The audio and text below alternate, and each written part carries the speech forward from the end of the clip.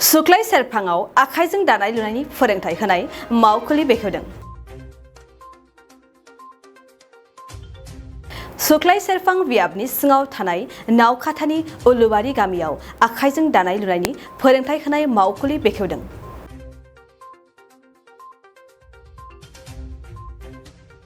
बेखौनो बेखेवनानै होदों बिटिसिनि गाहाय मावफुं सोद्रोमा प्रमद बर' बिथां लोगोसे बाहागो लादों एमएलए जलेन दैमारी, इएम रनेन्द्र नार्जारी, प्रमद बर'नि बिसि पारुल बराली बर' आरो दानाय लुनाय फोरोंथाय होग्रा फोरोंगिरिफोर।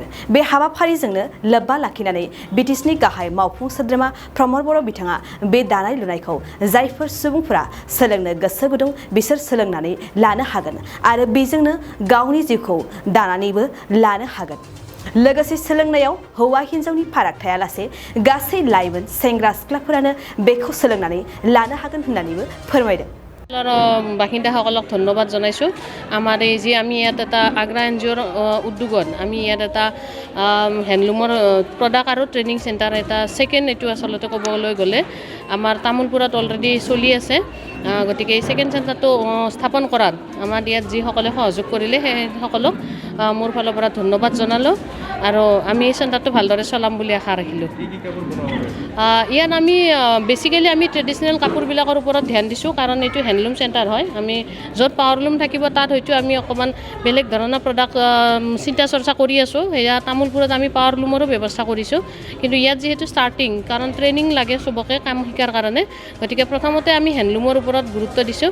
হেণ্ডলুমত যিহেতু আমি ট্ৰেডিশ্যনেল যিবিলাক গাঁৱলীয়া সাজপাৰবিলাক বনোৱা যায়, মেখেলা চাদৰ হওক, দখনা হওক, ৰেগে ৰেগাং হওক, সেইবিলাক বনোৱাৰ কাৰণে আমি গুৰুত্ব দিম। প্ৰথমতে কোনো কাম কৰিব নোৱাৰে, যিখিনিয়ে জানে বাৰু সেইখিনি বেলেগ কথা, কিন্তু বহুত মহিলা আছে যোনে এতিয়াও জাকাৰ মেচিন চলাব নাজানে।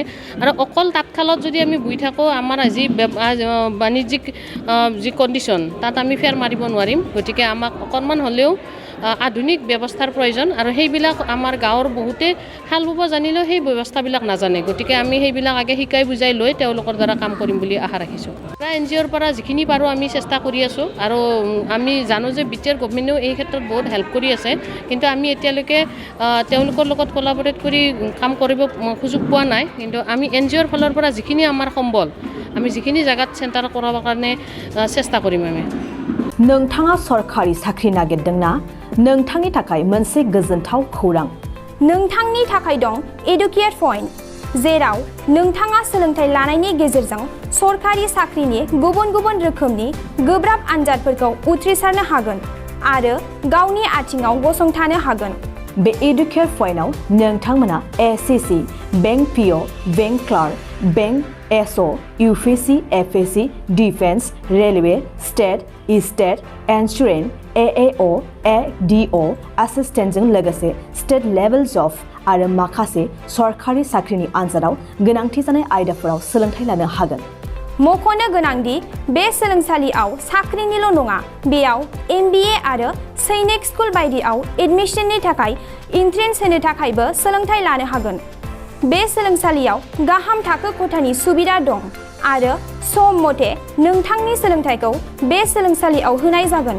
बेखौबो मिथिनांगोन दि बे एडुकेट पइन्टआव सोलोंथाइ लानानै बावैसो 2021-22 इं मायथाइनि एसएससि जिडिनि आनजादाव गासै 11 सा सोलोंसाफोरा उथ्रिसारनो हादों। बारा नङा, गासै 15,000 रांजोंनो नोंथाङा बे सोलोंसालियाव 6 दानसिम सोलोंथाइखौ लानो हागोन। बे सोलोंसालिया क'क्राझार, बरपेटा र'ड, गवालपारा आरो बङाइगावआवबो दं। क'क्राझाराव सोलोंथाइ लानो गोसो गुदुं जानाय सुबुंफोरा 70020261333 9101536360 70020261333 9101536360